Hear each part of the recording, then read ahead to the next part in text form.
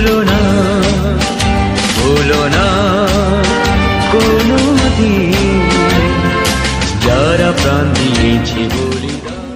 বন্দে মাতরম ভুলবো না কোনো দিন তাদের কথা,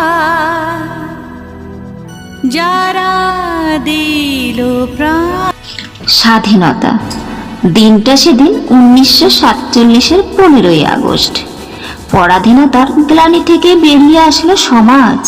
স্বাধীন রবি উঠল সেদিন ভারত মাতার বুকে। প্রকৃতি তখন ভীষণ খুশি স্বাধীনতার সুখে।